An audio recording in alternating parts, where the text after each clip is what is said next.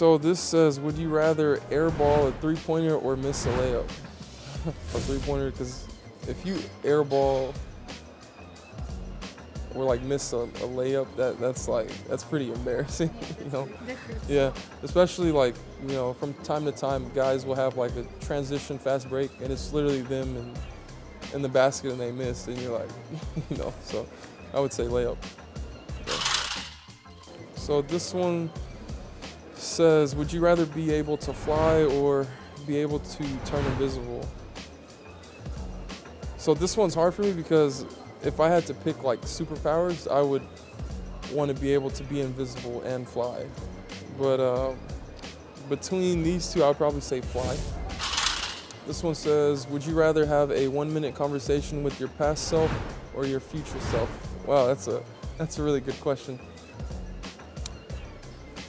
I would say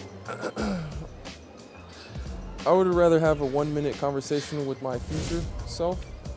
I feel like the past has happened already and you can't really change what's happened.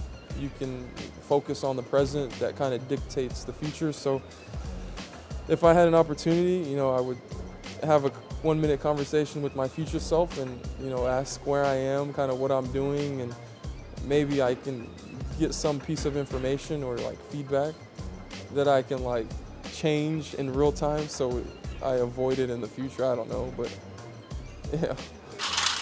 So this says, would you rather give up your phone or your computer?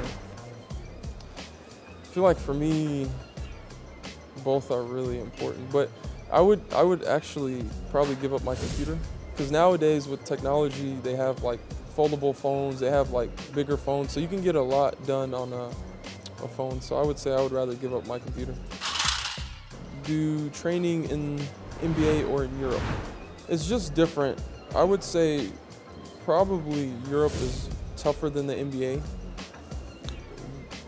Realistically, the only training you do in the NBA is like your off-season individual work that you do, and then preseason training camp in the NBA. It's, you know, 5 days, no longer than 7 days, I think nowadays, and you know, practices are an hour to an hour and a half max. You don't really have 2 days anymore. It's a quick and short preseason. You're mainly playing games, whereas in Europe, you know, we're trying to shorten preseason, but the preseasons are longer.